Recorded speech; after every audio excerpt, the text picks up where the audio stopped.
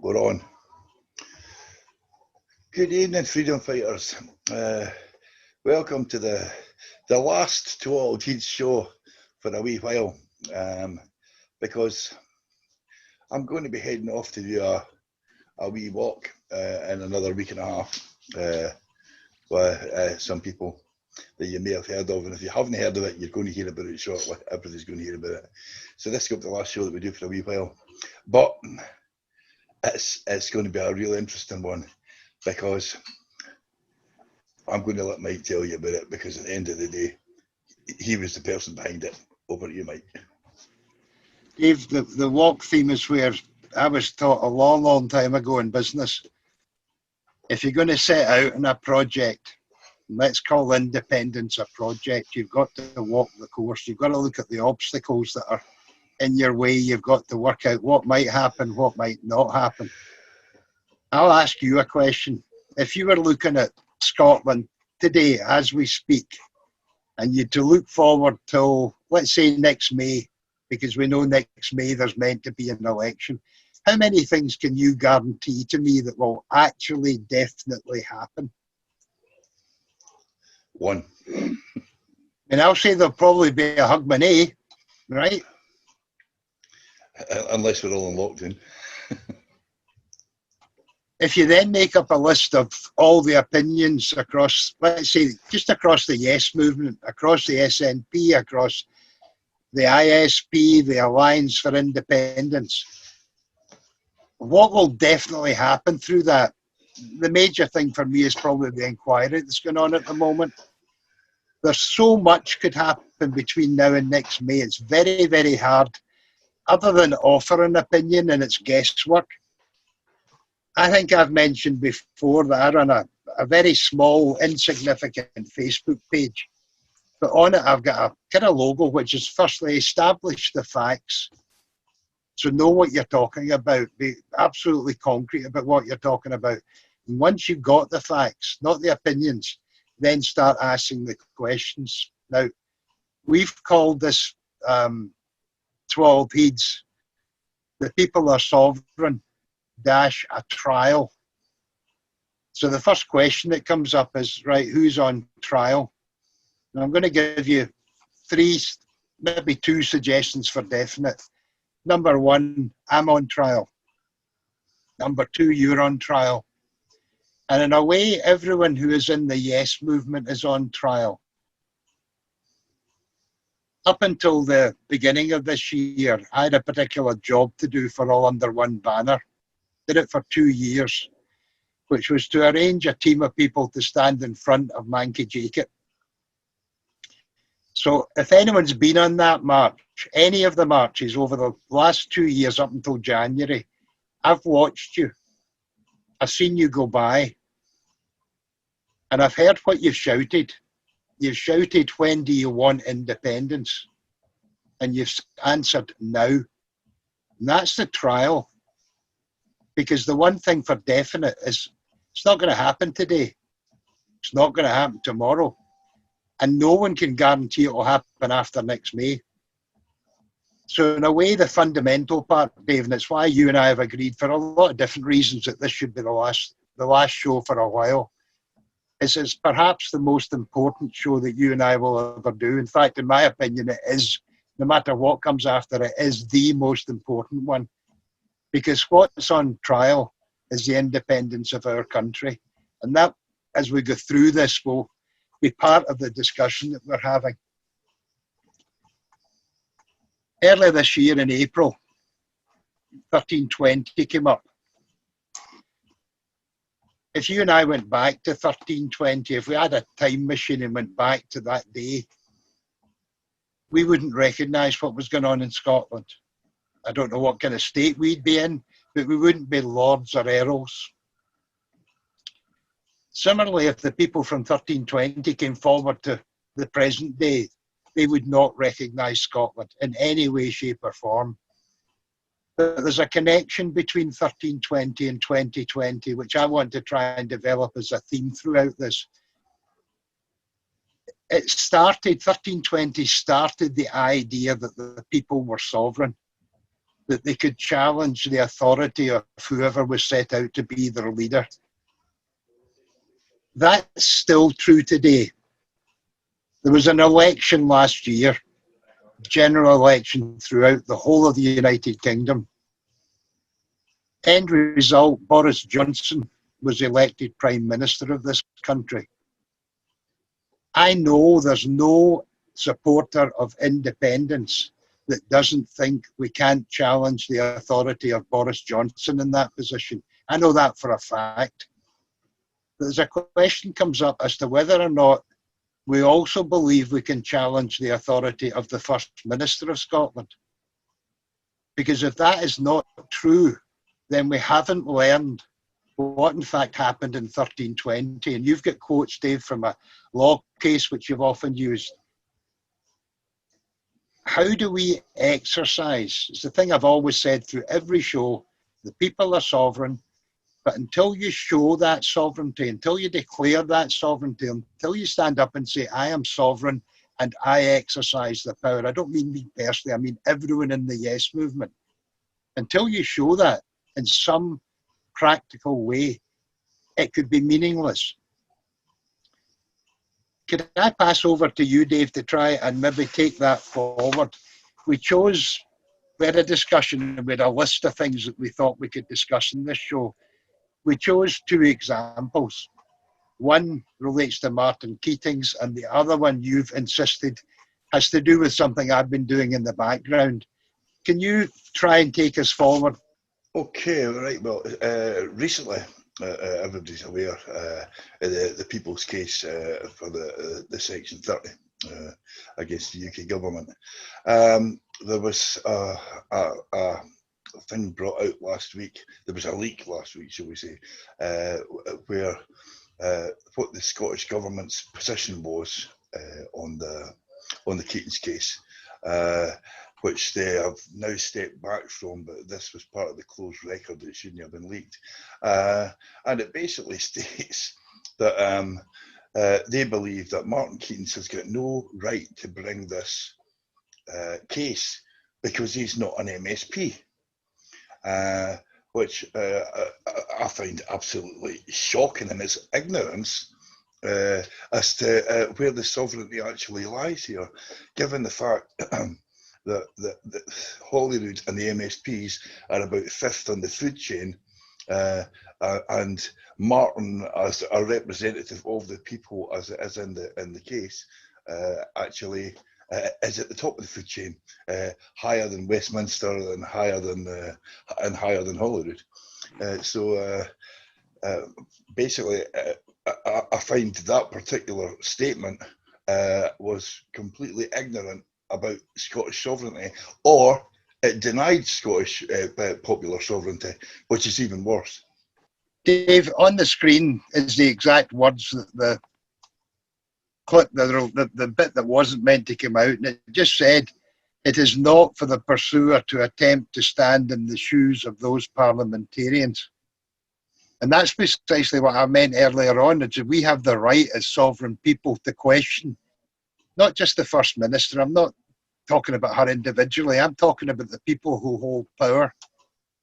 Anthony Wedgwood Benn once put it this way about power, and he eventually said, right, if that's the case, how do we get rid of you? And that essentially is going back to 1320. Yeah. Listen, I'm asking you to put up another item on the screen, and I'm going to talk to the bits that are outlined on it. Because before the last show, you and I did a quick introduction. We did a segment as an introduction to it, where I'd asked you to stay very, very calm. And thank you, you did your very, very best.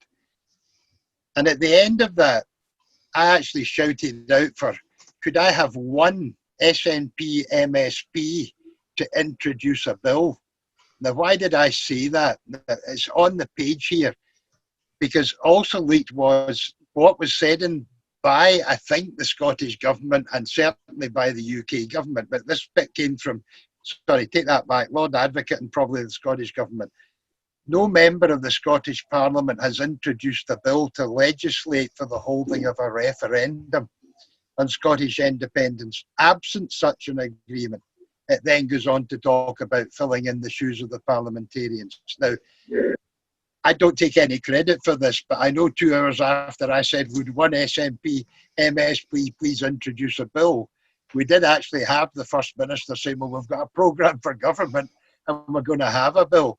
Now, why that is so critical is because the Scottish Government have removed themselves from the whole action. So who is going to tell the court, hang on a minute, we were arguing there isn't a bill. Well, a wee while later we've said there is going to be a bill. Now, the Lord Advocate is still involved. So I'm hoping, probably Martin Keating's will have to do it in his QC, but I'm hoping the Lord Advocate, who was also involved in this at the time, might just knock on the door of the court and say, could we just please amend a wee bit of what we're doing and just say there is now a bill, so that argument's out the window? Well, actually, I believe that the Lord Advocate is still actually in the case representing the Scottish Parliament, but not represent the Scottish Government. So, I believe that'll be possible to do actually in the court itself. On the screen, Dave, I've highlighted 4 bits on what was an article, I think it was in the Herald, and basically those 4 bits confirm what we've just said. The Lord Advocate is still involved. There is now a bill, so any arguments previously about a bill not being there, now out the window. But I also want to touch on another point because it will come up in terms of what we're going to talk about later, the thing I've been working on. It's to do with costs. This is before the Court of Session. And Martin, God bless him, went to the Scottish people and said, I need to raise money to do this. Will you back me? The sovereign people of Scotland said, Martin, how much do you need? He said £150,000, just over. And the sovereign people of Scotland, off their own bat, gave him the money to take it forward. Then the Scottish Government withdrew from the case. And if you've read what Martin's talking about, that means he and his QC have to sit down and take everything that was in the court apart and put it together again, because the Scottish Government have withdrawn. Now, I don't know how much extra that will cost, how much it's depleted the 150,000, but that begins to worry me, and it's a major part of what I'm going to come on to in the second part of this, is the costs of dealing with situations like this. It's massive. Right, my friend, you asked me to raise the issues that I've been looking at, just off of my own part. Will we move on to that? Well, basically, Mike told me a wee thing that he's been squirreling around about in the background about 9 months ago, and I said, "So, I've got this issue with something that's happening," and this was actually before the referendums bill was even put through for the Parliament and put up for the Royal Assent, which it got in January this year. And it says, but it says there's something wrong with it, and at least I think there's something wrong with it, and I'd like to test it. So now he's going to tell you what he did and what's happened with it, and it was something that at the time seemed very small and to have a very, very small chance of success. And now it could be massive. It could be the biggest thing that's actually happened this year as far as independence is concerned. And you go, Mike. Dave, anyone that talks about a story knows that normally it has a beginning, a middle, and an end. For a lot of different reasons, the story began last year, and I'll try and explain to you. I've always said in these kind of shows that I never took part in the first independence referendum in any serious way. I've got a reasonably serious, boring brain. But I decided this time round to give a commitment, and one of the things I did, it was triggered, funnily enough, by all the events in Catalonia, where people got their brains battered in because they wanted to vote on their independence. So I took an interest in that. And then I thought, no, I need to go wider than that. So I started looking at election systems in Germany, in France, in Holland, I mean, this wasn't a part-time, it was quite a serious study I was doing. And mainly in the United States, with how elections can be influenced through social media, how election systems can be manipulated through actual technology. I came across a senator in the US Senate called Angus King, who uttered the words during their investigations into the problems they had that Scotland was next on the list. And I'll come to that much later in the discussion I'm going to have. So I started gathering all this together, and I got in touch with someone you know and a friend of mine, David McGovern of Unchained Media. And I said, David, I've got these issues. I'd like to do a series of videos. So we did a series of videos, Dave, where I took apart things like can an election be rigged? If it was going to be rigged, how would you do it? How protected are we?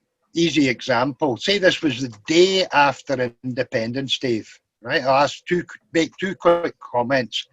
Number one, do we have the equivalent in Scotland already prepared for that 24-hour period, which is the equivalent of GCHQ? I've asked that question round and round and round, i.e. is an independent Scotland going to be dependent on a foreign country for its cyber security? Yeah. As it affects banks, as it affects institutions, it affects the parliament, it affects everything. Give you a second question to that. On that 24 hours after independence, who are the civil servants employed by? At the moment, they're employed by the UK government. Yep, that's who they take orders from. Yep. So have you seen anything whereby we are setting up civil servants who are employed by the Scottish Parliament and working towards the day after independence? That's the type of thoughts that go through my head when I'm looking at elections, etc. Now, there's two ways I can deal with this. The videos, all of the videos I got with David McGowan are on a Facebook page. It's a small page. It's not doing anything particular. There's only about 300 people, I think, follow it. But I've taken an extract from one of the clips. We showed it in an earlier show, but I want, if we can, to play that clip now, Dave, and I'll address the issues. But if you're watching it, there's certain key things come out of this clip that I'll refer to once you've watched. Remember in the previous clip I talked about the Electoral Commission needing 12 weeks to consider a question. I want to read you something in clause 39 in the current referendums bill that's going through Parliament. I'll read you the whole lot. It says, restriction on legal challenge to a referendum result. No court may entertain any proceedings for questioning the number of ballot papers counted or votes cast as certified by a counting officer or by the chief counting officer, unless the proceedings are brought by way of a petition for judicial review. The petition is lodged before the end of the permitted period. In subsection 1b, the permitted period means the period of 6 weeks, beginning with the day on which the officer in question makes the certification as to the number of ballot papers counted. 6 weeks, folks. Now, I mentioned much earlier on, remember how much was handed and given to Alex Salmond as part of his judicial review? £500,000. So let's say after the next referendum, someone or groups of people across Scotland have seen something that they think was wrong. Maybe it was the number of postal votes. Maybe it was how they were counted. Maybe like the EU referendum, there's a huge number just haven't been returned. Maybe it's the scale of the number of postal votes, all dealt with in earlier clips. Maybe you have to raise £500,000, hire a QC, and get that all into the Court of Session within a period of 6 weeks. Not 12 weeks to discuss a question and decide on it, 6 weeks. That to me is fundamentally wrong. The statute of limitations, which normally applies to anyone's complaint about something, is 6 years.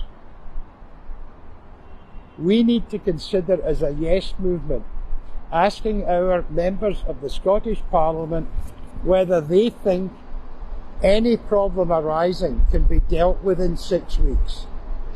Maybe we've got to start considering individual discussions with our MSPs. Maybe we've got to discuss a petition going into the Scottish Parliament. Maybe, like everything I've tried to raise through all these clips, there are questions to be raised, not speculative. Everything I've done is based on hard documentary evidence, and I'm inviting. I mentioned that there were certain things, Dave, that you could concentrate on. The first thing is the fact that that video was actually shot about September, maybe October 2019. It's a long while ago. Yeah. And a lot of things have happened since then. I'm going to come on to them in a minute. But at that time, it was a bill that was before the Scottish Parliament. It wasn't an act. Yeah. And at the end of that clip, I said, well, maybe we should be writing to our MSPs.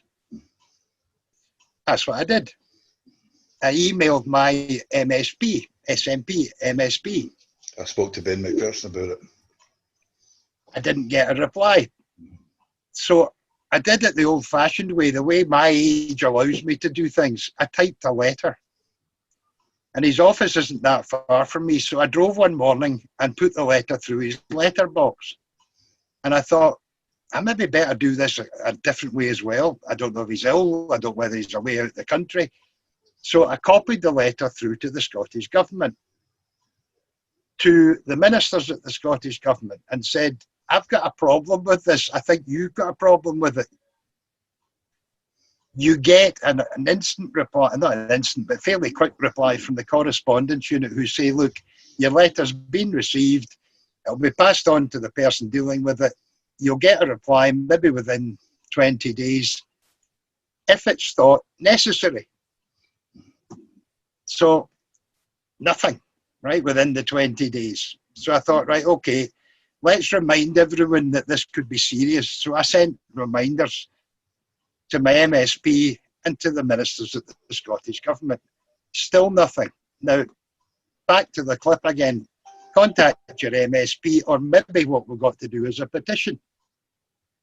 That's why there's a petition in the Scottish Parliament at the moment, because I couldn't get anyone to pay attention to it.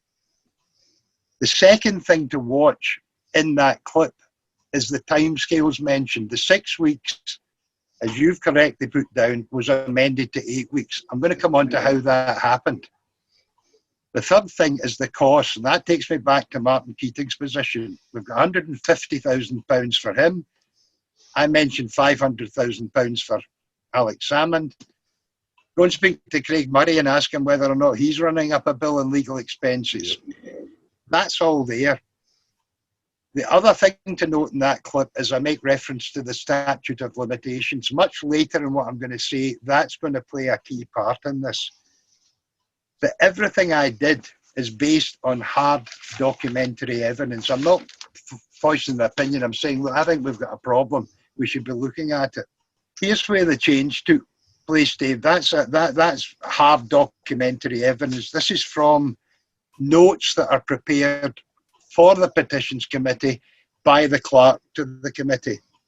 The clerks to the committee in the Scottish Parliament are the best people, the most helpful people you'll ever meet in your life. I cannot praise them enough. Down at the bottom of that page, you'll see that it was Jackie Bailey who lodged an amendment at stage 2. So you've got the introduction, stage 2, stage 3. And she basically was saying, I'm not sure 6 weeks is enough. She went for 8 weeks. It ended up as 8 weeks, with Mike Russell, who was putting the bill through Parliament, saying, Making a challenge is a big step for people to take, and I think they should be given a slightly longer period to do so. I'm happy to accept the amendment. It then went through stage 3 in the Parliament and became an act. Point to note in that, no one mentioned the cost of taking action, whether it's within 6 weeks or 8 weeks. So the petition went in, I put it in November. There's a period during which people can put in their comments, they can sign in support or they can sign against what the petition is standing for. It's open. I didn't push that, Dave. I didn't sit down and say, right, okay, I need support for this. I'm clear in my own mind what I was looking at, and there was a problem there. The introduction on Independence Live to the fact that we are doing this show includes a comment from me. It's a very deliberate comment. There were 5 MSPs on the panel in the Petitions Committee. That whole clip and everything they've said, each one of them, is on that page, and it's on the X2 page that I run. I've done that deliberately because we're all aware of the fact that some people will come out and say it was once in a generation, and we all know that that is completely way out of context. What I don't want to do is use the clip that's about to appear out of context. I'm using it for a very specific reason. But if people want to see what the other 3 MSPs said and how it all ended up, please go either to the Independence Live page or the X2 page, and you can see the whole clip. With that, can we move on to the second new petition for consideration today, which is Petition 1791, Referendum Scotland Act 2020, lodged by Mike Fenwick. The petition calls for the Scottish Government to recognise and respond to concerns that Section 39 of the Referendum Scotland Act 2020 establishes a legal challenge, namely that it breaches protections afforded by the Human Rights Act 1998. We've received submissions from the Scottish Government and the petitioner. These are summarised in the clerk's note. The Scottish Government believes Section 39, as with the rest of the Act, is compatible with Convention rights, noting, quote, restrictions and timescales for bringing legal challenges are commonplace in legislation for legitimate reasons of legal certainty and finality, which are recognised in Convention jurisprudence. The petitioner notes the Act is the foundation for all future referenda, and its importance therefore cannot be understated. The petition requests that the Scottish Parliament reconsider one element of the Act, Section 39, to ensure in absolute certainty that it does not in any way undermine that foundation. And again, I'm going to ask members to come in on this. My understanding is that when this bill was going through Parliament, there was a debate around this question of timescales, and indeed an amendment by Jackie Bailey which extended the timescale to 8 weeks. And this is all, parliamentary consideration in the very recent past. My own sense is that this question has been interrogated and tested, and I think that the balance has been, the right balance has been secured in the bill. It's not something that the committee didn't consider at all. It was something that they looked at. But I'm going to call David Torrance. Thank you, Convener. The Scottish Government's submission states that the petitioner does not provide details of what rights he thinks are breached by restricted period for a legal challenge set by Section 39, and does not identify any specific breach of the conventional rights in which the Scottish Government can express a specific view. With that, I don't think the Scottish Government is going to change its mind, Convener, so I'm minded to close the petition under Rule 15.7 Standing Orders on the basis that the Scottish Government do not agree with the action called for in the petition, and specifically that's Section 39 of the Referendums Scotland Act 2020 breaches protection afforded by the Human Rights Act 1998. So I'm quite happy to close the petition, Convener.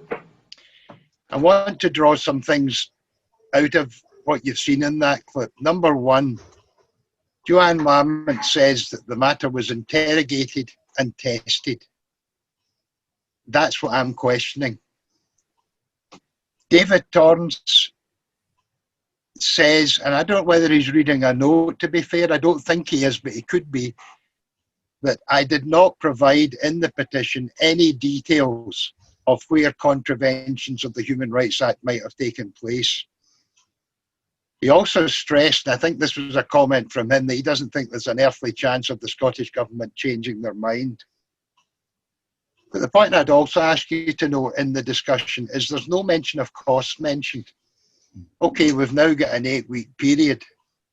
But simple question, do you have the couple of £100,000 lying around in the 8 weeks immediately, plus all the evidence you need? Yep. What you're seeing now, Dave, is the note that was prepared by the clerk to the committee, so that, if you like, it's a kind of edited version of everything that's on the page, the petition page. And she's in a position of saying, right, okay, here's what the Scottish Government said, here's what Mike Fenwick said in response. Now, the bit at the bottom of that is the Scottish Government submission that she's put in.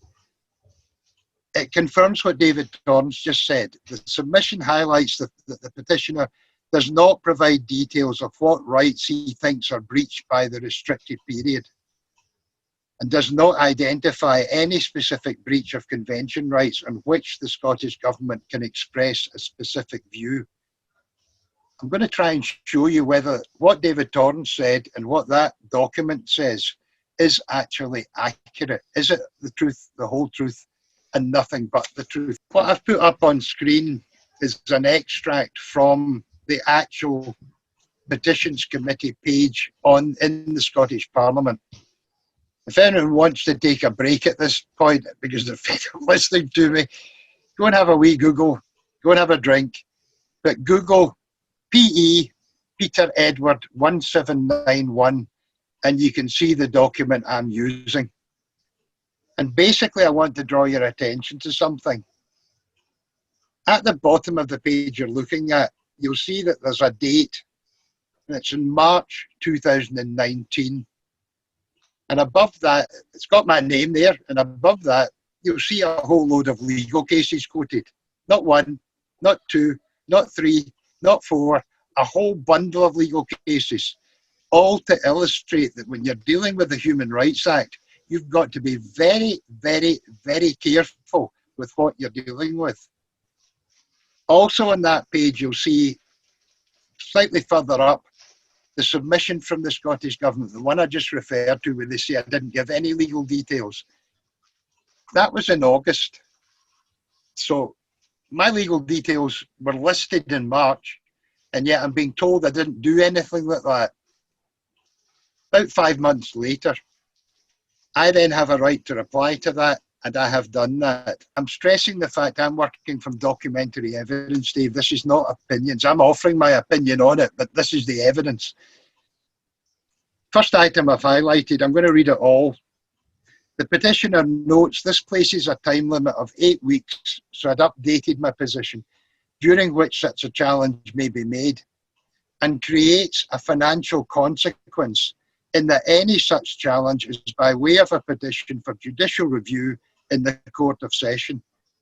The petitioner is concerned it is not recognised that the likely costs are beyond the means of most ordinary people.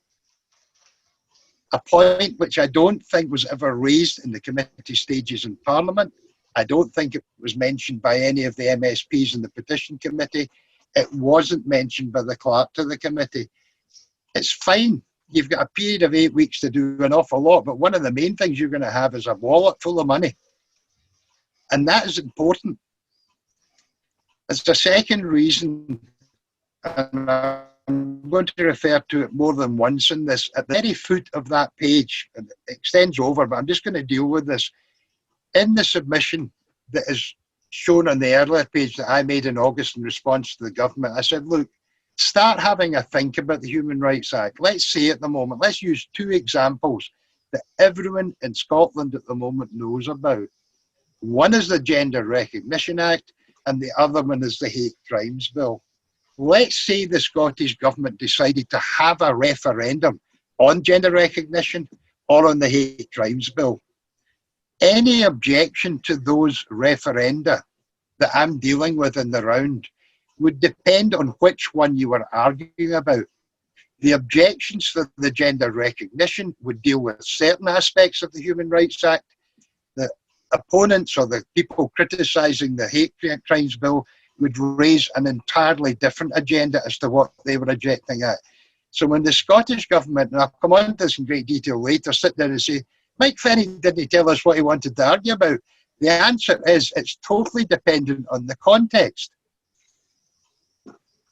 The next page you're going to see is a prime example of a whole load of the issues I'm trying to raise. This was a case against Rangers and the administrators. It's now been conceded that the whole action was malicious. Now that might resonate with a lot of people about legal action which is malicious going on at the moment. But I want to try and deal with this in context of what I'm dealing with. I'll read what I've highlighted. 2 Rangers FC administrators are in line for a payout after Crown lawyers admitted that large parts of prosecution case against them was malicious. They're about to be awarded, it is guessed, they're certainly claiming £14 million because the case brought by our leading legal profession was malicious. Yeah. So we've got £500,000 to Alex Salmond, we've got 150,000 at Martin Keaton's. Now we're going up the scale. We're now at 14 million quid, Dave. And there's a lot of other people. I'm only dealing with these 2 administrators. Yeah. There's other people going to start launching, if they haven't already, legal cases because of this. When were they arrested? The pair were arrested following events surrounding Rangers' financial position. It wasn't 8 weeks ago, Dave. It was 8 years ago. It's taken 8 years for someone to admit they did it wrong, and it's going to cost us £14 million. Yeah. There's something out of kilter in all of this. The scales of justice seem to be very heavily weighted against ordinary people, except when it comes to paying for the bill of people that make mistakes. The Lord Advocate has previously denied any wrongdoing. But on Wednesday, the Lord Advocate's lawyer, Jerry Moynihan QC, told Lord Tyre that the prosecution, beyond their initial court appearance, was malicious and conducted without probable cause. 8 years before that surfaced, with everyone saying it wasn't true, at a cost of £14 million. Go back to what I was talking about earlier, Dave. Timescales are important. Amounts of money are important. And I hope that's evidence of why I'm saying we need to think about what we're doing here, because independence is important, because independence will cost a lot of money. If I'm raising the next page for 2 reasons, Dave. Number one, it repeats what I was saying earlier on. This is again from the clerk's submission to the Petitions Committee. So if you like, David Torrance didn't have to read huge volumes of stuff going back and forward. It was narrowed down for him. And the first thing that the clerk did is that the petitioner notes differing rights under the convention would be called upon. And my decision not to be specific was not an error. It was 100% deliberate. And I've said that in the actual document.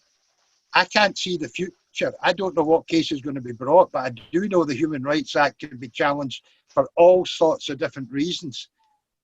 That's what those 2 administrators used. It was a breach of their human rights, which is going to land the ordinary people of Scotland with a bill of 14 million quid.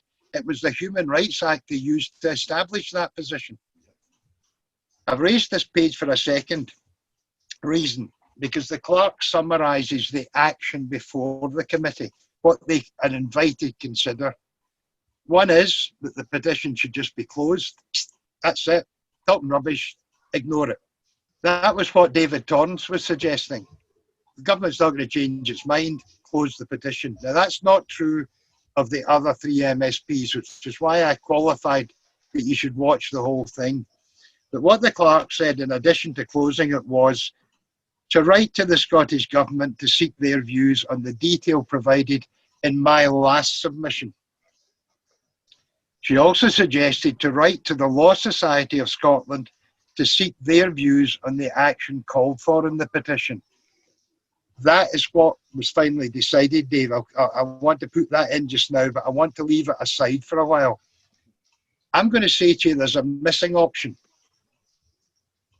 What the committee could have done, and I'm going to come on to this in a second, and the reason why, they could have sat down and said, what the hell is this guy going on about?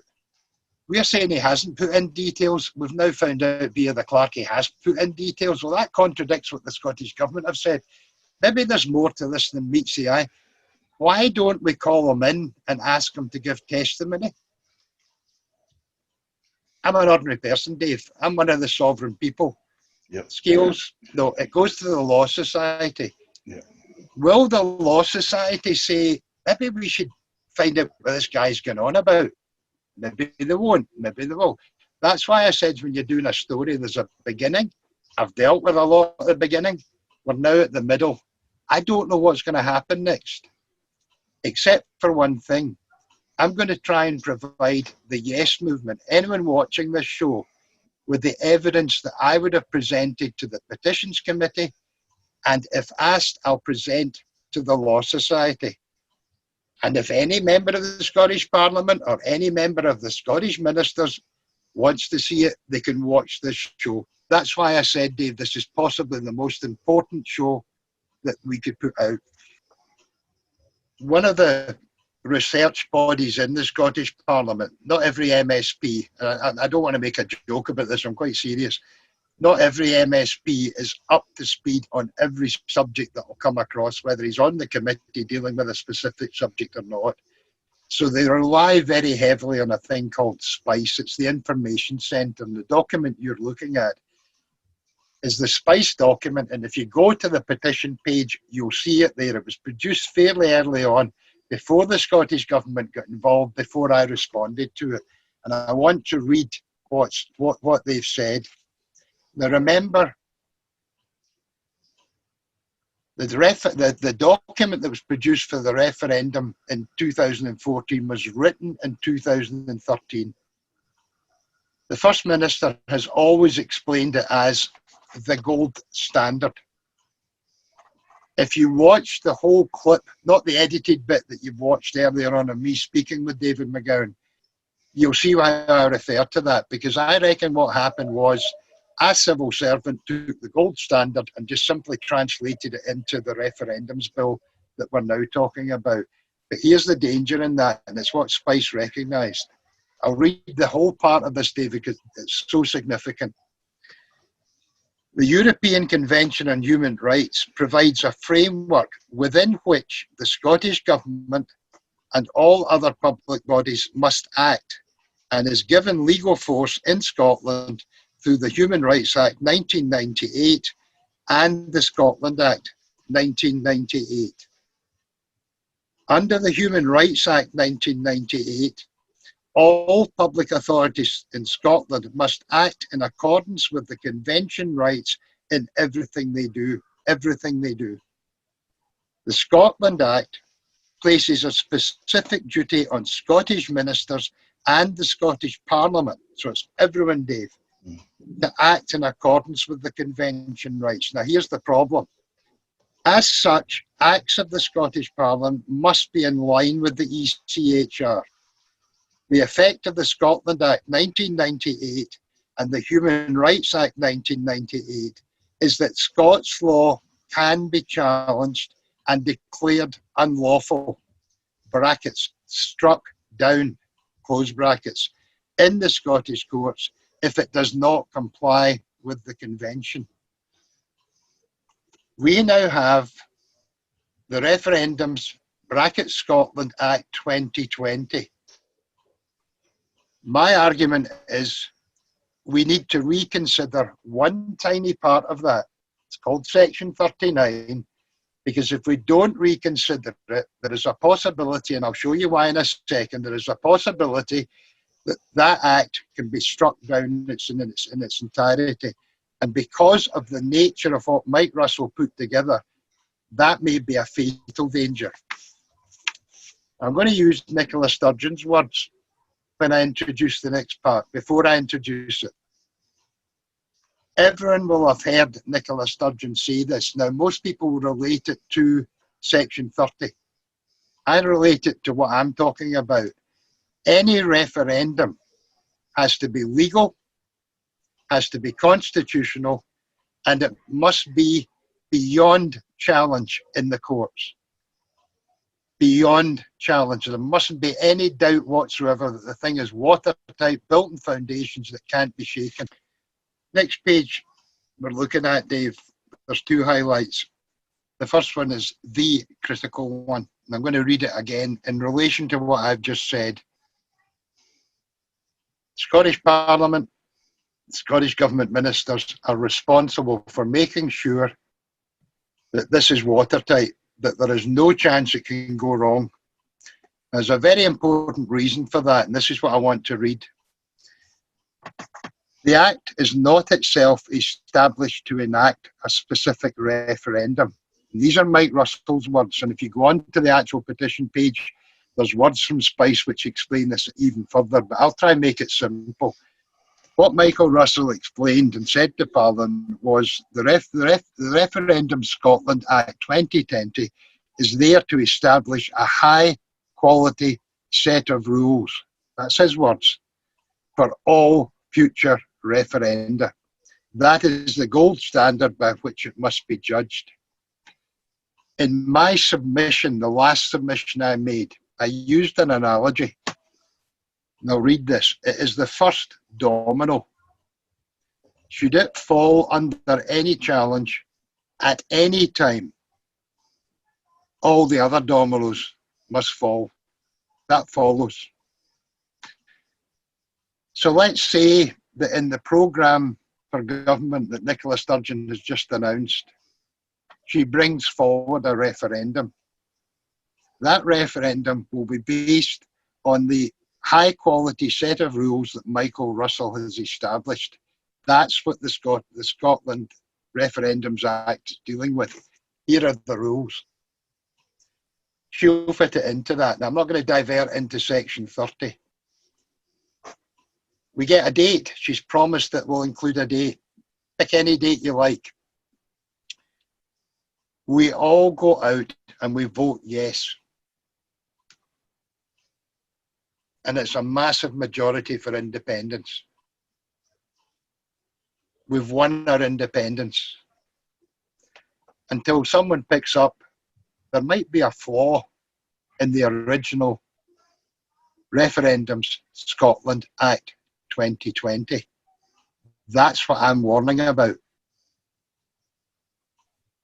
How would you feel, Dave, if you just won an independence referendum? And Dominic Cummings is the person I would choose to deal with this. And he said, you're not on. That act you used, not the one that you've just won on, the one before that, breaches the Human Rights Act. You haven't allowed for that. It's struck down, folks. Sorry, you may have thought you've won your independence. The game's a bogey. Now, all I've asked the Scottish Government to do, all I've asked my MSP to look at, all I asked the Petitions Committee is, look, could we please just go back a stage and double check that we think this is solid, that we've got the thing in place, that we don't end up in that. I'm not asking anyone to say I'm right or wrong. I'm just asking them to check. Is that unfair? Right, let me keep going for a second. Just to re-emphasise the point I made earlier on, bottom of that page. This is part of my submission, where simply as examples, either to be subject to a referendum. I'm using gender recognition and I'm using the Hate Crimes Bill again as the examples. Differing rights under the convention would be called upon. My decision, and I capitalise this, my decision not to be specific was not an error on my part, but wholly deliberate, because neither I nor the Scottish Government can predict the future. Takes me right back to where we started, Dave. What do we know at the moment that's factual? I factually know there may be a major problem and we've got to look at it before we go any further. At the moment, it's for the Law Society to decide. Ordinary people, the people who are sovereign, at the moment are not invited. But at the end of the very first clip we showed, I asked you to end on the words, "I now invite." Yeah. And that's what I'm going to do. I'm now inviting every member of the Yes movement to pay attention to what I'm now going to show you, because it's frightening in its implications. I want to pick up just the point I made about an option that could have been given to the committee that wasn't given to them. When the Scottish Government wrote in to the Petitions Committee in August, the clerks got in touch with me and said, "You now have the option, if you want, to respond to this. You don't have to, but you've got the option to do it. But you're only allowed 800 words." Now, I haven't counted how many words the Scottish Government used. I don't know. I'm not saying it was over 800. I don't know. But if you're going to be restricted to 800 words, you've got to choose very carefully. And a lot of what I've shown you is what I chose to quote there. But I also said, and it's in this page, "I would, however, be willing to appear before the Petitions Committee and offer all evidence and answer any questions they may have." Because part of what I've been doing in the petition, and I haven't mentioned it so far, is there's an obvious common sense solution to solving Section 39. But it was never discussed. There was committees held, there was experts called in, there was all sorts of things. Pat Lee will remember me raising an issue the year before where there was a conference in Edinburgh where a group were looking at elections and referendum and the criteria for it. I go back into this. So I filled my brain with things which include, don't just raise a problem, Mike, unless you can provide a solution. There's a solution to this day, but let's not get there yet. Depends whether I'm asked ever to provide that solution. I'm going to do it I'm maybe going to do it as part of this show. Let me just repeat, when you look at this next page, there were options given to the committee as to what they could do. They decided, let me repeat this, they decided this matter is to be referred to the Law Society. What I've chosen to do is to share it with anyone watching this programme. The Law Society invite me along, I'll come along, I'll explain. But what I want to do is actually show the evidence to the sovereign people of Scotland. Let them decide whether this is important or not.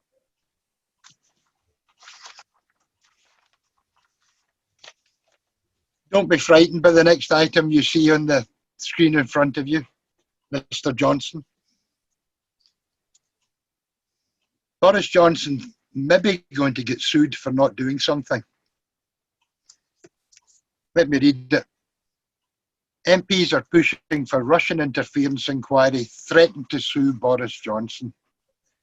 A cross-party group, which includes an SNP member, says it will take action if the Prime Minister fails to order an independent investigation into Russian interference in matters in the UK.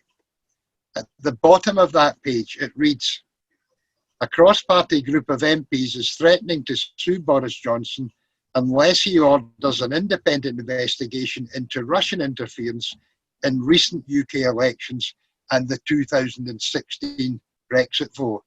Two things mentioned. I'm going to mention a third in a minute. Here, however, is the important point. The MPs say the government's refusal to investigate Kremlin meddling is a breach of the European Convention on Human Rights, which enshrines the right to free elections in Protocol 1. So we've had the Lord Advocate getting hit with the Human Rights Act. Now we've got Boris Johnson being sued because of convention rights.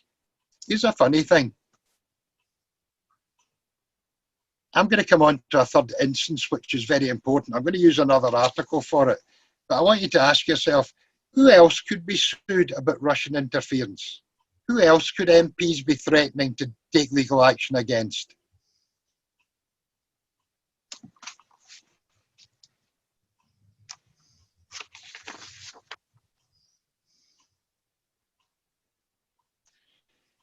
The page you have in front of you is an article dated the 21st of August, around the same time as that Boris Johnson article appeared.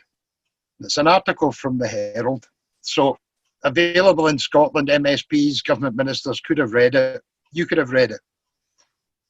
It's about the same legal action that MPs are thinking of taking against Boris Johnson. It repeats, the letter sent to Downing Street this week says Boris Johnson's failure to hold such an investigation is a breach of the right to free and fair elections protected by Article 3, Protocol 1. If you're involved in this at all, it's known as A3P1. If you're a lawyer, if you're the Law Society, you will know about A3P1. Here's the interesting bit, however, at the boot of that. She said, this is the lawyer acting on behalf of the MPs involved, she said the A3P1 also obliges government to investigate arguable violations of convention rights where there is credible evidence of foreign state interference in a democratic electoral process. What else has occurred before Brexit, before the elections? Have a wee think back to 2014, folks. Did the Russians interfere in that at all? You remember I mentioned a United States Senator, Angus King, who said the next place is Scotland? Did he just, out of his brain, suddenly decide Scotland was a target? Try and remember Joanna Cherry for a minute. When it came up with prorogation, Boris Johnson wanted just to use the powers of the Henry VIII Act.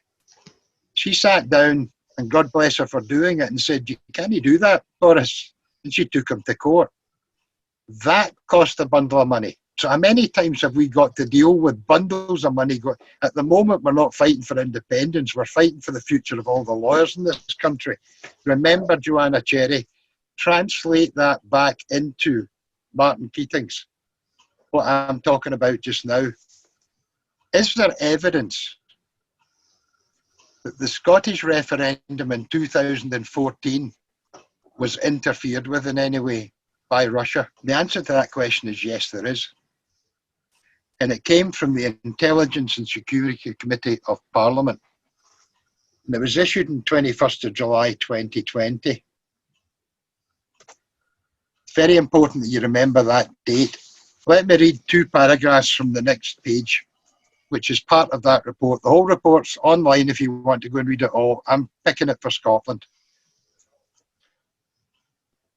There has been credible open source commentary suggesting that Russia undertook influence campaigns in relation to the Scottish independence referendum in 2014. Next bit.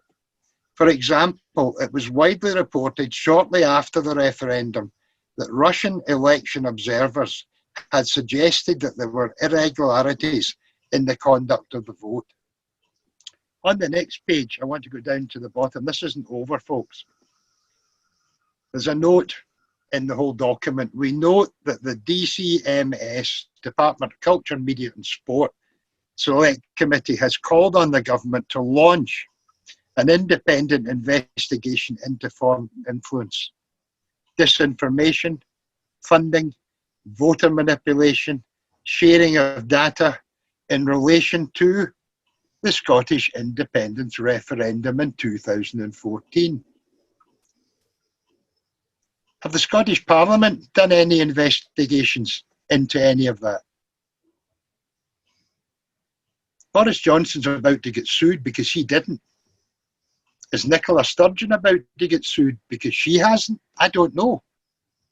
I'll tell you one thing. You know what? The day that this show will come out is the 8th of September 2020. The referendum was the 18th of September 2014. Remember I asked you to remember about the 6 years limitation? In Scotland it's normally 5, but the courts can set that aside, so I use 6 years. We're still within that 6 year period. We've got 10 days, folks. No, you haven't. You've got 8 weeks. That's it. That's what the Parliament's decided. Doesn't matter what your evidence is. Doesn't matter how credible it is.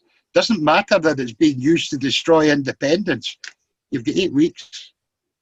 And you need a wad of money. Do you think that's right? I don't. That's why I said this is totally and utterly wrong. Next page in front of you on screen is from the European Court of Human Rights. I'm not a lawyer, folks. I've dealt with law all my life. I think to my credit, I've been asked to be an expert witness in court on behalf of cases that have been argued because of the way my devious brain works. So there's a lot of background knowledge I have, even although I'm not a qualified lawyer. The European Court of Human Rights is full of qualified people. They know what they're doing. The judges are absolutely special. They don't get there without being special. The document you're seeing in front of you is a guide on Article 3 of Protocol number 1, AP3-1 that I referred to. And it's on human rights, and it's on the right to free elections. Back to everything I said before, that's the bit where the Lord Advocate has been challenged and hands up, I've done it wrong, 14 million quid. There's 31 pages in that guide. I've chosen 2 pages. First one you're looking at just now is about electoral disputes, exactly the point I'm trying to delve into. If you read through that, what it says is, look, this is the judges talking now, it's not me talking. They're saying, well, look, we looked at this particular case and he was arguing it went under Article 13. We don't think so, it's not a civil right, so they dismissed the case. Then they dealt with another case where they said, well, this is the same Article 13, but it does apply this time. And that's my point in all of this. You can't prejudge how someone's going to challenge something and what a legal decision will be. But what it does say at the end is the court also found a violation of Article 13 in conjunction with Article 3 of Protocol number 1, and it cites a legal case. Now, am I assuming that the Scottish Parliament, who are saying I didn't quote any cases, which I did, are unaware of this court? I hope not, because it's very important that they do become aware of it. Let me read on. Down at the foot of the page you're now looking at, I'm just going to use a short extract, I'm going to read it. Nevertheless, states must ensure that arguable complaints by individuals concerning election irregularities are effectively addressed and that domestic decisions are sufficiently reasoned. Noting the existence of arguable complaints of serious electoral anomalies in the counting of votes, the court found that the domestic revenue should provide sufficient guarantees against arbitrariness. Failure to ensure effective examination of such arguable complaints would constitute violations of Article 3 of Protocol number 1. Has the Scottish Parliament, in saying you've got 8 weeks, not 6 years, not 8 years, 8 weeks, to hire a QC, pay them all the fees that are going to be required for as long as the case goes on in the court, and it can go on for a very long time, and you've got the money to do that? I think that's a worry. Let me show you something. I'm going to do it on screen, Dave, deliberately. When the European Court sits, it lists all the cases. Now, I asked the question, did the Scottish Government have an idea? That's the cases A to B. That is C, D, E, F, G, H, I, all the cases. These are all decisions. We go on to K, L, M, N, O, P. We go on to R, S, T, U, V, X, and we have a Y and a Z. I only had 800 words, folks. I can tell you that those pages alone constitute more than 800 words. And if I quoted every single case, I'd have been into volumes after volumes after volumes. There's a problem. I've now given you what I believe is hard documentary evidence. I've offered my opinions on it, but I've given you the documentation. It will remain on screen. Once the show is finished, you can go back and you can read every single word. Nicola Sturgeon has said there's a programme for government. she announced it. It'll include a referendum. It'll include a date. And I want you to watch a further clip from the Petitions Committee. With that, can we move on to the second new petition for consideration today, which is Petition 1791, Referendum Scotland Act 2020, lodged by Mike Fenwick. The petition calls for the Scottish Government to recognise and respond to concerns that Section 39 of the Referendum Scotland Act 2020 establishes a legal challenge, namely that it breaches protections afforded by the Human Rights Act 1998. We have received submissions from the Scottish Government and the petitioner. These are summarised in the Clerk's note. The Scottish Government believes Section 39, as with the rest of the Act, is compatible with Convention rights, noting, quote, restrictions and timescales for bringing legal challenges are commonplace in legislation for legitimate reasons of legal certainty and finality, which are recognised in Convention jurisprudence. The petitioner notes the Act is the foundation for all future referenda, and its importance therefore cannot be understated. The petition requests that the Scottish Parliament reconsider one element of the Act, Section 39, to ensure in absolute certainty. Committee. What was it I was asking the Petitions Committee to consider?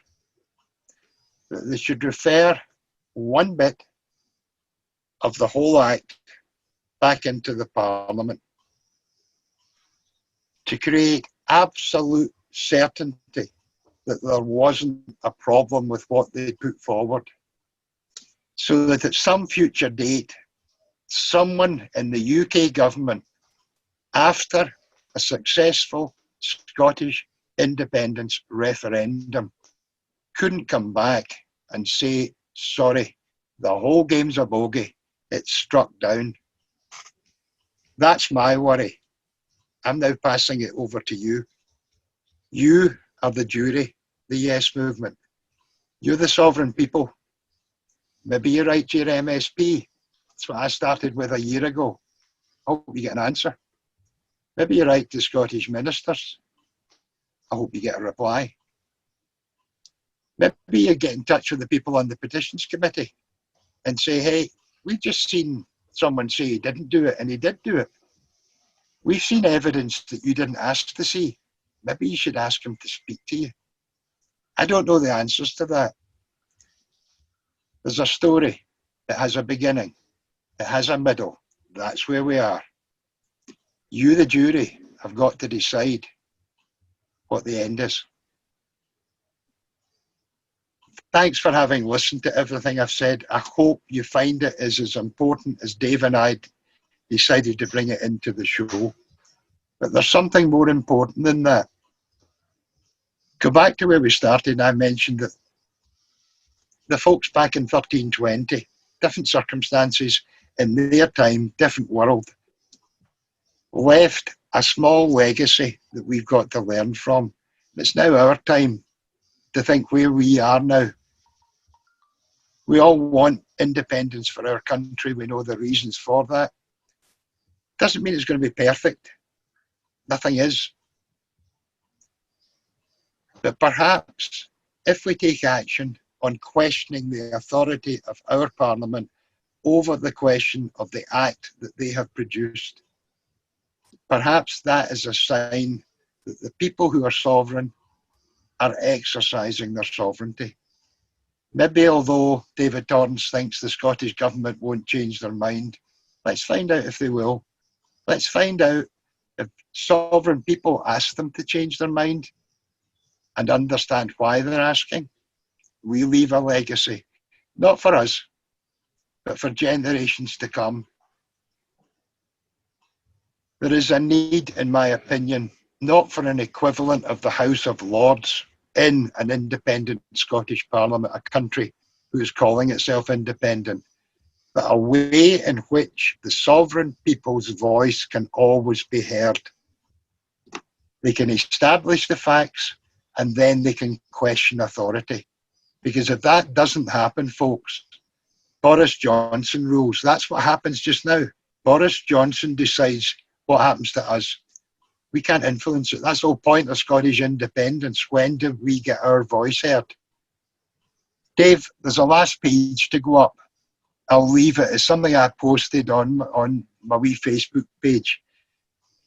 It's how those that want independence and those that want it now have an opportunity.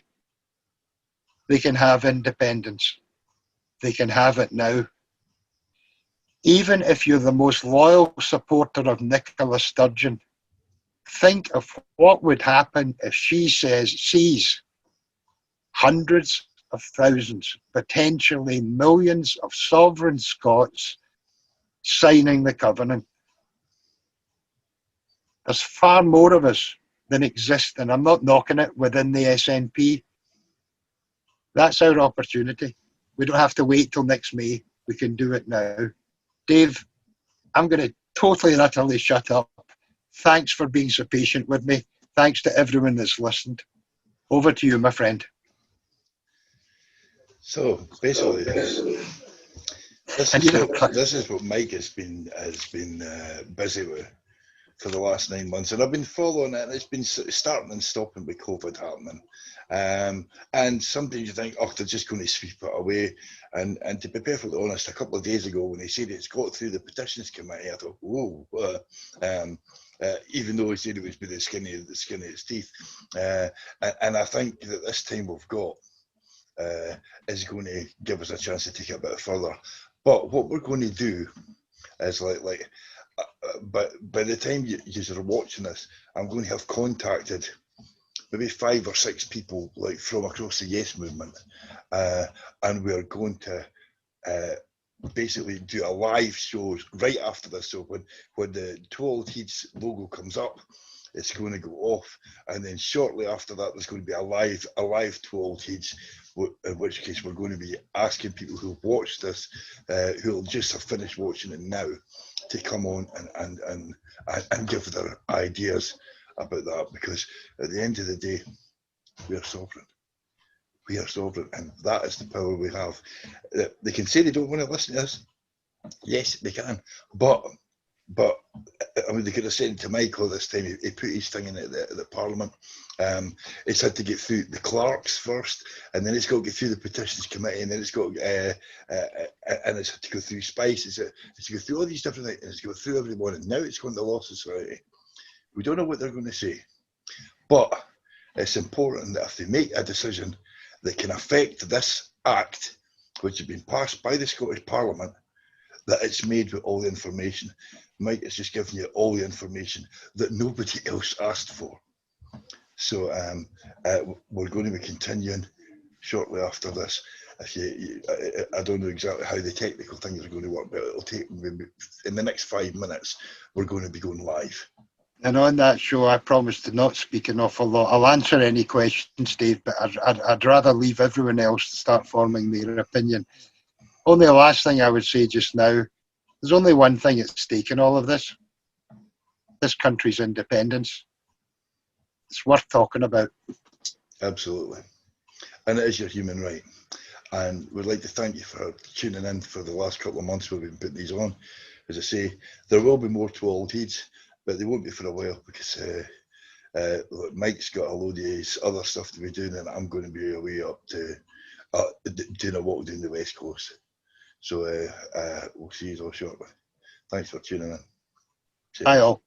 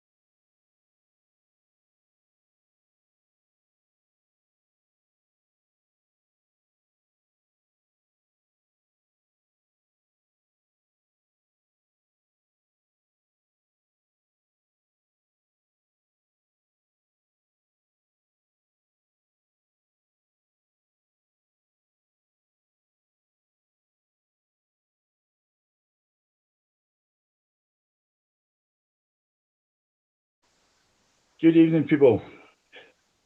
Welcome to 12 Leeds jury.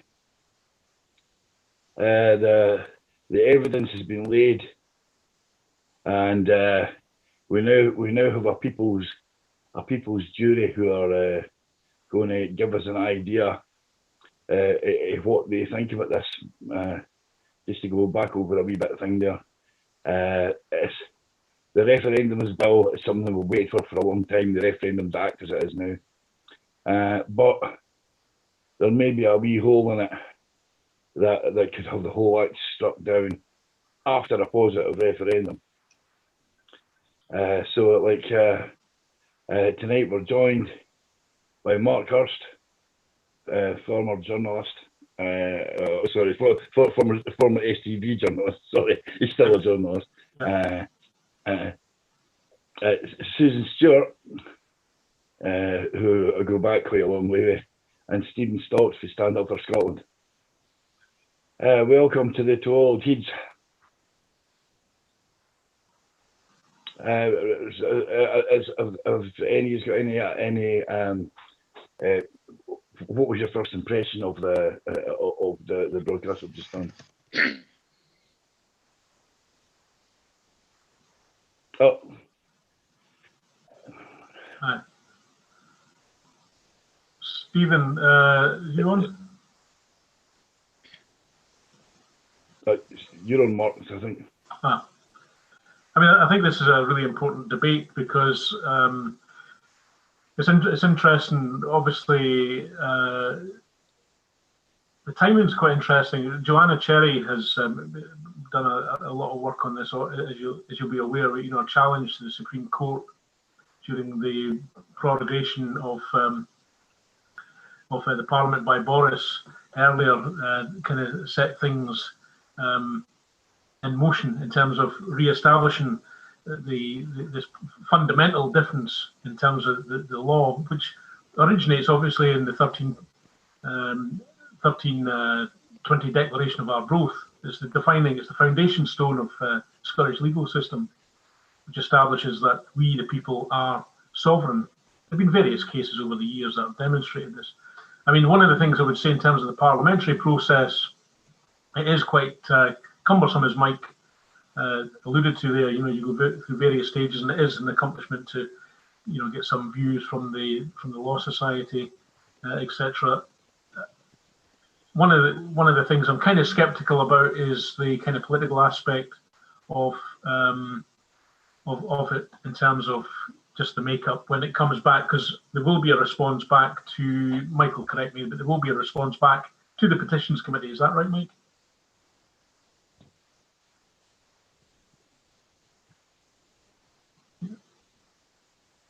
You're muted there, Mike, I think. Hold on.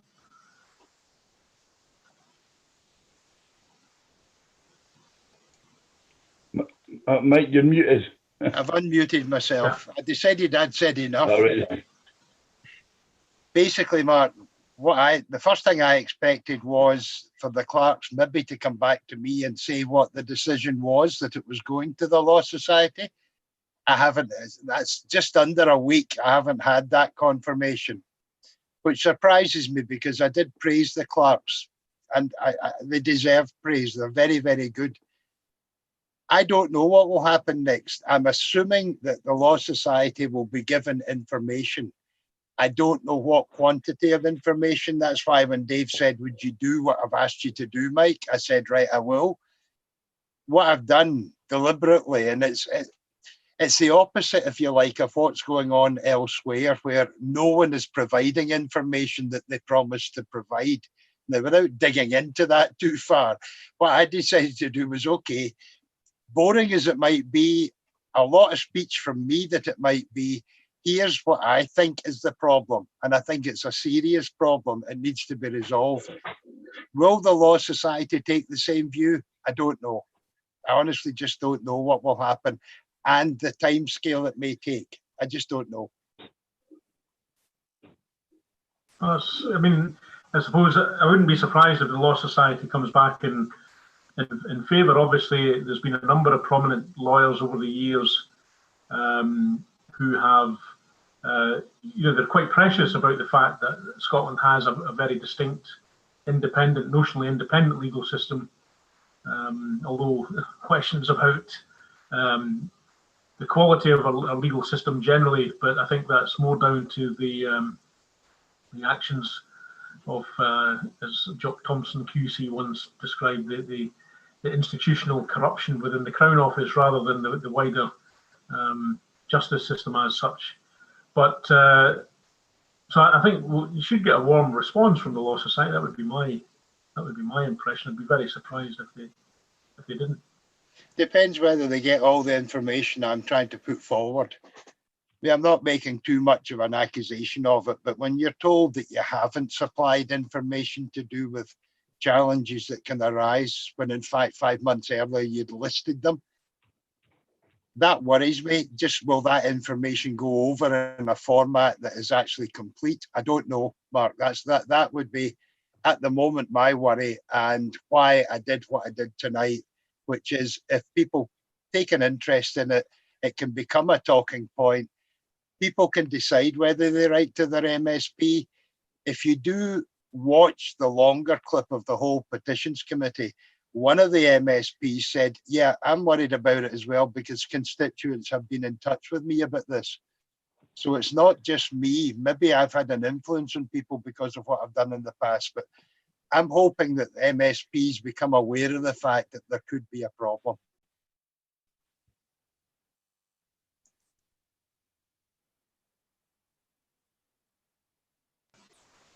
One of the other aspects is down to, I suppose, political will. I remember a number of years ago saying, you can have these debates in terms of legal technicalities. It's a bit, I suppose, it's a bit like what we're seeing with the Section 30 request. I'm pretty sure I remember a senior law officer once saying to me, if the political will exists, then the legal framework or the legal mechanism will be found to bring that into action, because at the end of the day, the law officers are meant to be the servants of the government, of the political direction that's being given to them. So, I suppose the bigger question then is there a political will? There's a number of things. I've just written down some notes that didn't appear in it. Let me give you one example of this. We often take pride that what happened in Scotland in 1320 transferred itself over to the United States, and that their constitution has bits of it which are Scottish related. Donald Trump won the election in 2016. It was 4 years later that the Senate and the Congress decided we want to test whether or not Donald Trump should be impeached. That was a 4-year gap. So when the government are saying this is for finality and certainty, nothing in life is certain. If there's clear evidence on any referendum, but particularly the independence one, that something has been manipulated, something has gone wrong, it shouldn't be the government asking ordinary people to stump up a huge sum of money and risk their life, risk their time to go into the court of session. If there's something seriously wrong, this is part of the solution. The first port of call should be the Scottish government to inquire. That's why Boris Johnson's being sued. It shouldn't be down to ordinary people. That's why I stress the sovereignty of the people, because if we can show now that we have a voice and that that voice can be heard, no matter what the decision is, just heard, that's important, because it leaves a legacy for everyone else that follows us generations from now. Sorry, Dave, I'll mute myself again, maybe. You need to unmute yourself. Stephen, someone else come in and I'll talk again. I'll go. Guys, Mike, I absolutely appreciate all the work and time and effort that you've put into looking at this, but I'm going to be honest here and say that at this point where we are in time, I don't think we should be stressing over something like this because we really do not know what's going to happen in the next month, never mind in the next referendum. We are just in such unusual times just now, and we know that.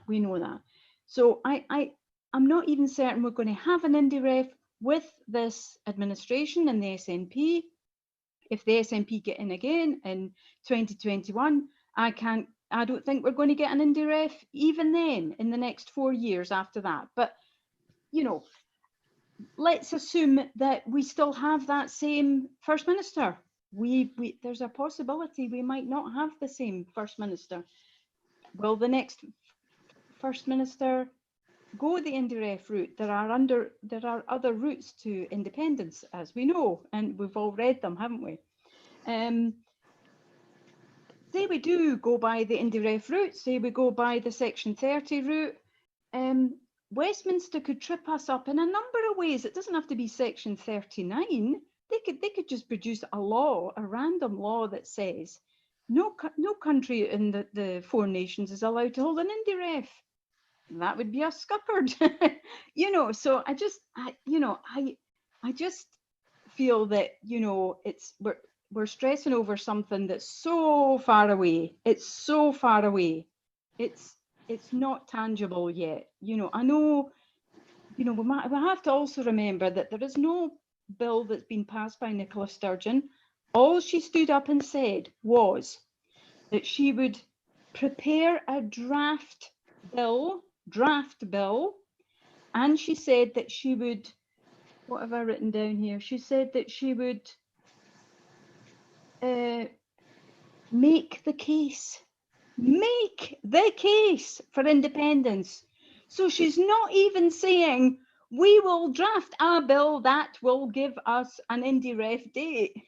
So that's the jelly-like atmosphere that we've got going on just now. And you know, I have to be blunt and say that's how I see it.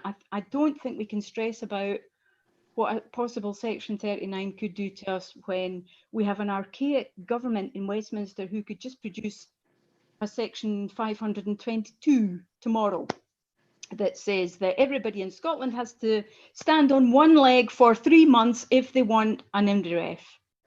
You know, that's what I think. That's what I think it's gonna. You know, it could happen. We're in such uncertain times, unfortunately. Susan, I couldn't agree with you more. I mean, you're already seeing that with the fact that they're suggesting, I think under pressure and they're panicking, that Scots who don't live in Scotland should have the right to vote. They're going to try everything. Yeah, of course. That's why I keep coming back to the covenant, because it's up to us just to sign it and show that we are wanting independence. Yeah. End of. Yeah. I said to Dave earlier, let me just say this, Dave, that to a large extent, what I was talking about and Dave and I doing the shows is a sideshow. It's not the main thing that's important, but it might influence the politicians to realise that the people of Scotland have a right to be heard. Even if it's just me going on about my thing, should we be heard? And at the moment, I found that writing in, emailing in, sending reminders just went into an empty bucket somewhere. Zip. I think in terms of where we go from now, I mean, you know, Susan's right in terms of we don't know what's coming in the next month. I suspect it could be quite explosive, and what's going to happen in the immediate aftermath of that, I think you'd have to be a fool to try and predict where the debris is going to fall. But there are major changes in the political landscape about to unfold, and that may refocus political minds a little bit more. That, you know, I think it's wrong to assume that the movement as a whole, I think, is being more open and yes, there are loyalists on both sides. You know, well, not on both, because I think there's multiple elements at the moment, and we'll have to sort that out once we've got the full truth and proper open, accountable and transparent disclosure from both the SNP and the Scottish Government. You know, it's been a bit frustrating in some respects because, you know, whilst it is important to understand how do we practically, how the mechanism that practically delivers independence is going to be delivered, we can't take that out with the context of the kind of political issues that are underway at the moment, and they will be very, very, very significant in terms of the direction of the entire movement. And we're at an absolute pivotal turning point. In fact, we probably have crossed over in the last few days in terms of moving forward. Some of the issues, as you know, as we've discussed before, I can't specifically go into, but over the last 2 years, I've been aware of certain things that are going to come to light, which will cause significant difficulty for the current leadership. Which brings me back to my original point, which was political will. It's my firm belief, based on what I know over the last 2 years, that there is not a clear commitment. I wish it was otherwise, but I honestly do not believe Nicola Sturgeon and the current SNP leadership have any intention of actually delivering independence. They may believe in it in an abstract sense, but they have absolutely no commitment whatsoever to delivering our country's freedom. Yeah. And I've said it before, but they have, in my view, become seduced by the largesse of devolution, and they're quite comfortable there. And until we remove that mindset and replace it with a focus, then, as I said initially, the political will, we need to change the characters who are determining the political will of the movement. And once we do that, then the technicalities, if you like, will be found. Yes, I agree. I absolutely agree. And so therefore, we thought that the Alex Salmond inquiry would blow everything open, and we'd all know the truth, and we could all then look at who should keep their jobs and who should, you know, perhaps move on to brighter things. And it hasn't worked out that way, and not yet anyway. Not yet. So therefore, you know, all the things we thought would be in place by now are not in place by now. Again, it's just the jelly-like atmosphere that we are suffering just now. It's just the way it is. We have to go with the flow until we reach a more stable ground, and then we can see what's out there, whether it's an indie ref with Mike and all the, you know, all the legal aspects of that, whether we go with the Westminster one or whether we go with our own one. Perhaps Martin Keaton's case will come up with something that allows us to go for our own referendum.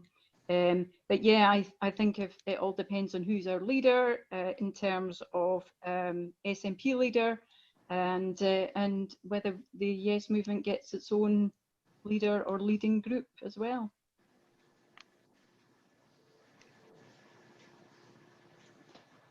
We should be bringing in Stephen, Dave.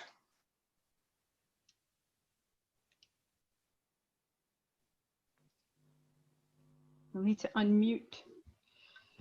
I just try to say, Stephen, do you want to come in on that?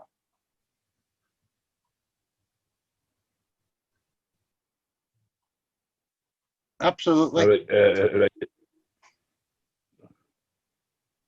Right. Stephen's trying to unmute. I mean, one of the things I might just pick up on is Stephen there? No, he's not coming in yet. No, he's still muted. One of the things that I think is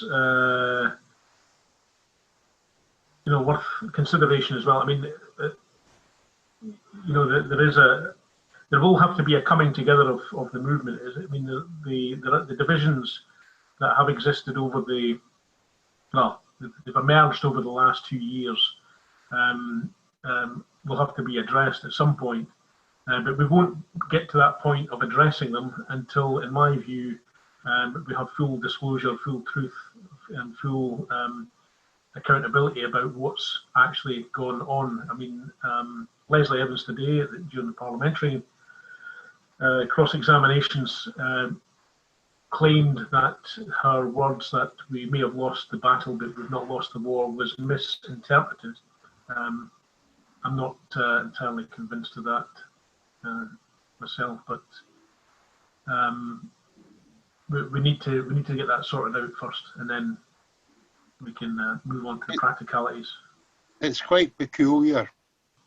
And again, I try very hard to avoid pinning something on particular people. I sometimes can't do it.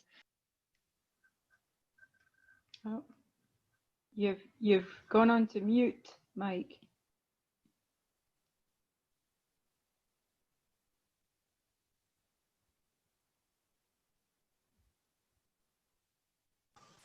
You're muted, Mike. You've gone to mute.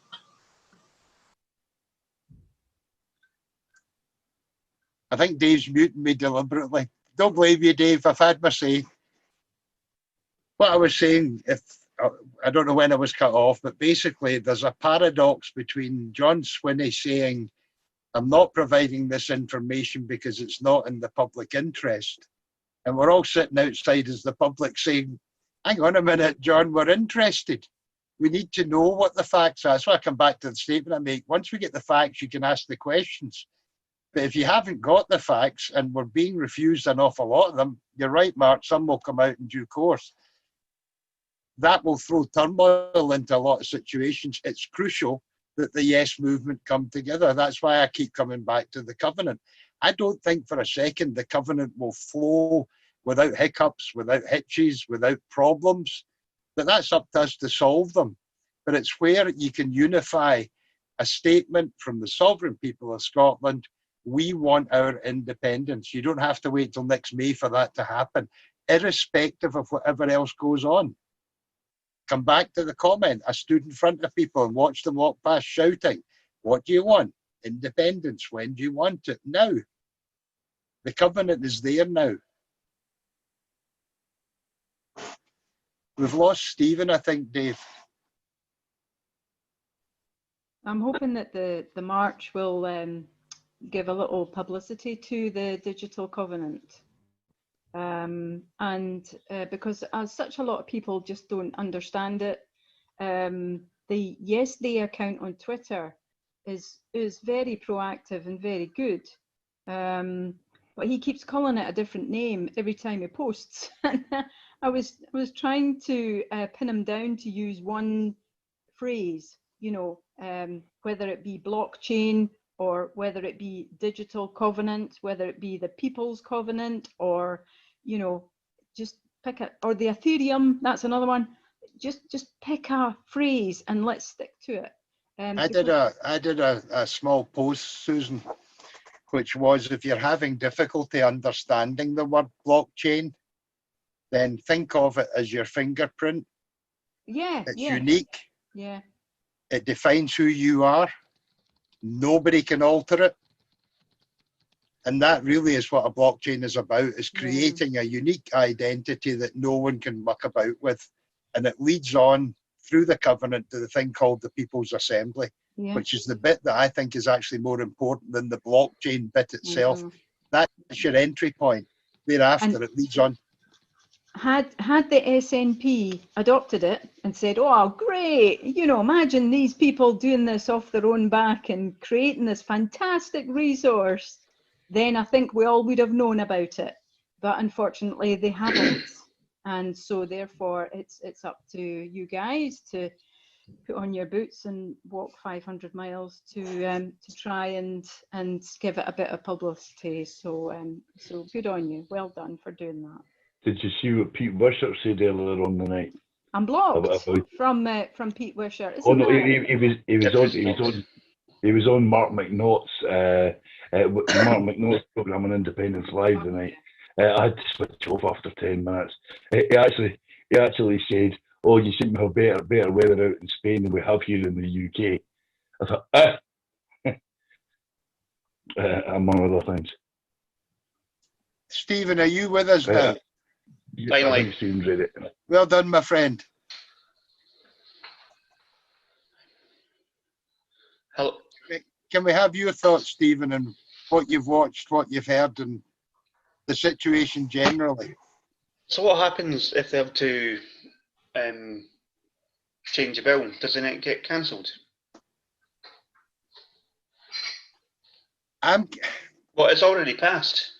Yeah, Dave asked me to do the bit I did tonight, right? Mm. And what I was tempted to do was actually give you a simple common sense solution to solving the thing, which requires probably 2 lines added to section 39. But I then decided, no, Dave, I'm not going to explain the simple common sense solution until someone with the ability to change and add 2 lines actually asks. So it might be the Petitions Committee, it might be the Law Society, it might be Scottish Government ministers. But I thought, no, I've done this, sorry, this just sounds bad. I've done this off my own bat. It's taken me well over 9 months, a bit of arduous, painstaking, brain-numbing investigation. Let's see whether the Law Society pick it up. Let's see whether Scottish ministers or Scottish MSPs pick it up. And if they want to ask me, Mike, if you think there's an easier way of doing this, I'll happily explain it to them. They can then decide whether they want to do it. But it literally only requires probably 2 lines added. Right. So they can just add them. Yep. You can put through a motion to amend something. Okay. Commonly done. It's actually, if you think about it, it's actually what Boris Johnson is doing to an international treaty as we speak. I think we'll just delete these 2 bits and insert the bits that we want for a no-deal Brexit. It's easy done.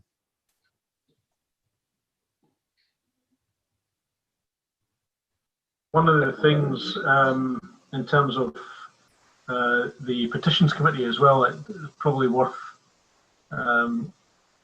looking at. Have the clerks, I'm interested to know, Mike, have the clerks come back and given you a timetable at all for a response?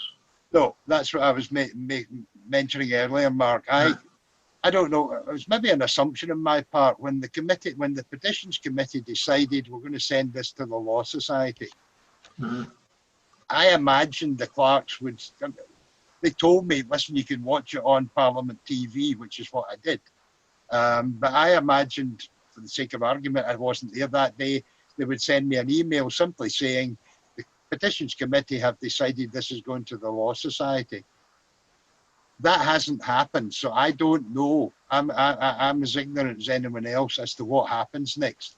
Right. My main worry is, and it came out in the programme, is how much information, accurate information, is actually given to the Law Society. It is there. If anyone wants to look at it all, just mention it for everyone. It's PE Patrick Edward 1791. Everything I started with, everything I've said, everything the Scottish Government has said, and you can watch the Petitions Committee reach the conclusion that's going to the Law Society. I'm kind of waiting to see what happens, Mark, to be honest with you. I've actually petitioned, I've used the Parliamentary Petitions Committee on 2 occasions in the past. The first time was to petition for a medal. I think I mentioned in a previous episode that my grandfather was a survivor of Britain's worst ever maritime disaster, and a commission for a medal to be struck by the Scottish Parliament. And again, this is a demonstration of political will, because the advice, the Petitions Committee wrote to the MOD, they wrote to the Civil Service to see if they had competency to commission their own medal. And in actual fact, even the Permanent Secretary at the time advised Alex Salmond that they had no authority to do it. And he challenged them and said, well, is there any legal reason we can't do it? And they had said, no, there isn't. And he said, well, go ahead and do it then. So they did commission the medal. But again, that's a demonstration of political will, because there was a bit of hostility at the Petitions Committee, and there was definitely hostility from the MOD. And the second thing that I petitioned on successfully was to have the saltire flown permanently above Edinburgh Castle, because obviously the Union flag flies at what's called the superior position. Now, initially, again, there was reluctance, and ironically, the SNP themselves said that there was a flag flying protocol at Edinburgh Castle, and this shows you how political will can work in the opposite direction. And they said there was a flag flying protocol that existed at Edinburgh Castle because it is an official military barracks, and so the Union flag, under the flag flying protocol, which has no legal status whatsoever, has to take the superior position over the saltire at all time. The Scottish Government under Fiona Hislop said that she would offer a concession by erecting a brand new flagpole next to, I think it's St Mary's Chapel on the north side of the castle, which would be flown permanently. And I said, well, this wasn't good enough because A, flag flying protocols only apply to buildings that the MOD own, and they don't own Edinburgh Castle. The Scottish Government owns Edinburgh Castle. It's administered on their behalf by Historic Scotland. But nonetheless, there was no political will, unfortunately, to tell the British Army to take down your flag, and we're going to fly Scotland's flag over Scotland's most iconic building and property. So, so every time I see the flag on the north side, I know that's my flag, but I'm still disappointed because the flag of Scotland should be flying over it. So you see what I'm saying? Sometimes they claim the mechanisms don't exist. The mechanisms are important for giving sometimes politicians an out, if you like, so giving them an avenue to drive political will. But unfortunately, if the political will doesn't exist in the first instance, you're not going to get very far. That's my view. Yeah. Alec did manage to get the line rampant flown at Stirling Castle, though. I mean, again, the flag flying protocol exists there. The Union flag still flies in the superior position at both Stirling and Edinburgh, even though the British Army or the MOD do not own those properties. So if the Scottish Government had the political will, they could instruct the MOD, please take down your flag. Or, what I proposed when I petitioned the Parliament on Edinburgh Castle, I said, don't take down the Union flag. Keep it in place where it is, but I want a separate flagpole erected in the castle square, which is 15 feet higher than the current Union flag. And they claimed there was health and safety issues that meant that wasn't possible. And then lo and behold, Mother Nature blows down the Union flag just about 5 years later. Mm-hmm. So that's an act of God, I think insurance companies would describe that as. The two themes I tried to deal with that maybe didn't come over in the programme. One, we do elect certain people into positions of authority. And when we do so, we're asking them to act on our behalf, not on their behalf. And at the moment, I think there's a doubt over whether that is happening. Yeah. The second bit, and it's a reference, if you like, to the Lord Advocate, who is not elected, he's chosen, but he's meant to be the epitome of the scales of justice. And I use that example quite clearly. We're in Wings. Stuart Campbell did an article where he's questioning something, and he puts the estimated cost of the malicious action taken at about £40 million. I only use one example at 14 million. And you sit down and say, wait a minute, this is getting out of hand when we start dealing with it. Can we please get back to some common sense alternative? And the only place I think that comes from is ordinary people. I think there's more common sense in ordinary people quite often than there is in elected representatives or unelected officials. That's why I keep coming back to the people are sovereign, but they've got to exercise the power of that sovereignty. Not suggesting on the thing I'm talking about, but across the board, they've got to have their voice heard, but they've got to shout it. So it's a very difficult thing, though, because you know, we do suffer from the cringe, and we find it difficult as a nation to take the initiative after years and years and decades of being told that, you know, we really should just shut up and sit down. And you know, even now, when you see things happening, like for instance, when we do take the initiative, our own government tell us off for it. You know, I think that's a shame.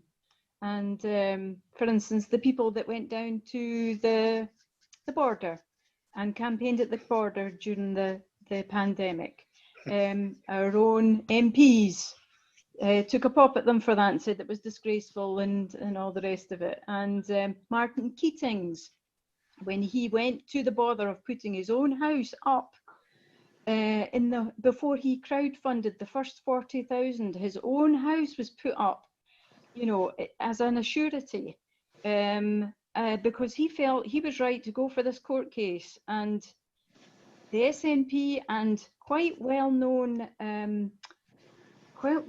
legal figures were putting him down for it. You know, these are ordinary Scots who are using their own initiative, and they're being rounded upon by our own government, the people that should be supporting us, the people that should be saying yes. You know, the upshot is the reason that we're doing it is because our own government are not doing it, and that's to their detriment, not ours.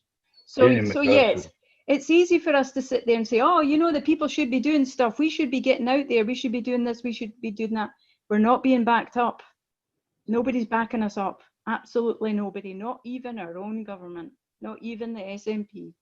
Kenny McCaskill made that point very, very strong. Yeah, he was on a couple of weeks ago. I think we just got a message there. I think it's worth pointing out that, I mean, we talk about the SNP generally. I've always tried to be very specific and say we have an issue with, or certainly I have an issue with the SNP leadership. There are very, very able, capable, competent, and very committed to independence members, elected members of the SNP. But unfortunately, at the moment, they've either been sidelined, and they're certainly not in the leadership clique, if you like. And but you know, there are a larger group of elected representatives within the SNP who want the right thing done, not only because they believe in independence, but because they have a commitment to the movement, the wider movement as well. And that's why the next few months are going to be absolutely critical for the entire movement and understanding. I have to say, one of the things, I was never a Nicola fan. I worked alongside Nicola for 9 years when I was at the Scottish Parliament. I knew her, I know her on first name terms. Her public persona, as I've mentioned before, very different from the way she is in a kind of professional, private capacity. However, even I was shocked to the core when I learned the extent of what has happened and what will be disclosed in the coming months in relation to her activities and, well, paranoia related to Alex Salmond. And when I was first informed about it, and when I later learned more about it, I was struck by a deep sense initially of despondency of what this means for the wider movement. And I think that's probably what we're seeing in some of the, not the die-hard, but some of the hardcore Nicholas supporters as well. They don't want to accept that there's been a high degree of collusion to effectively jail an innocent man who was the former First Minister and the most prominent independence figure of the last generation, or living generation even. They don't want to accept that because the reality is then, well, where does that leave the movement? Yeah. I have come to the conclusion, and I firmly believe this, that the strength of our movement is in the grassroots, and we have to deal with this shock that is coming to the entire movement. But I am entirely confident that we will move forward as one. We will unify behind a new leadership, because there is no way, once the full disclosures are made, that this leadership can possibly stay. I don't think even they have the brass neck to stay once the full disclosures are made.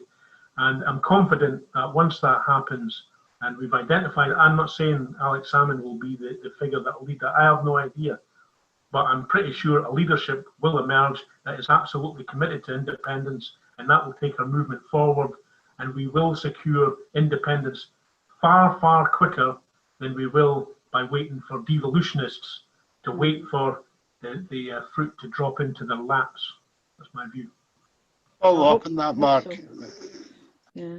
As I understand it, the membership of the SNP is about 120,000. If they all vote for independence, you can't ignore the SNP and what's involved. There's a problem with it at the moment, but they are central to winning independence. But that's 120,000 people. It's going to take over 2 million, all of whom are not in the SNP to obtain independence. No matter, I'll pick up on Susan's point, no matter how that's to be achieved, it's going to take the majority of Scots of whatever political persuasion to centre on one thing: independence. Mm-hmm. They have to say yes to that one thing. Nicola Sturgeon, like all leaders of anything, have 24 hours in the day. They can only cope with a certain amount in 24 hours. There's 5 of us on this screen. We've got 5 times as much time as that one individual. That time has got to be put to use. Susan's maybe right that we've got a cringe factor. We've got to break that, Susan. Find a way of breaking that. Maybe the guy on my right-hand side of the screen is going to get blisters very shortly. Yeah. Maybe the walk, the 3 walks are a way of saying, do we have the cringe? Or maybe we can break the cringe. That's my thinking. I think we've got to get rid of it if it exists. I don't think I've got it. It's not something I recognise, but apologies. Well, Mark's promise is going to walk with us when we go past his house. Yeah, I don't have a jacuzzi though. Yeah, you're coming back. Actually, that route, I noticed that route is ironically, that route will follow the route that Edward II's forces took from Berwick as they headed southeast to meet up with Deer Street before they swept north towards Bannockburn and a date with destiny. So yeah, so no, you won't pass it. But I'm going to join the marchers before then, and then I'll crawl into my house on the way past. I think that's my plan. Listen, can I offer my thanks to each of you? You've had to listen to over an hour of me speaking and a wee bit more now. Thank you for doing that. I'll report back once I know what the heck is going on with the Law Society and keep it up to date. Dave, have a good walk. Cheers, mate. I'd like to add my thanks to Ralph. I know he's come on at short notice tonight, but as I say, like because of the way we did the video, we thought it was important to get some fresh ideas outside our little bubble. So it's much appreciated he's come on at such short notice. And for anybody that's been sitting watching this for 2 hours, you have great respect. Thank you very much. Hi, everyone. And a big thank to Peter Steele, who's sitting in the background and has actually managed to get all this out online because the technical issues were pretty crazy. And the rest is, I'll see you on the walk. 12 days will be back towards the end of the year sometime. Thanks very much. Talk to you later. Nice to meet everybody. Good night. Bye. Thanks, Sue. Good night. Bye. Bye.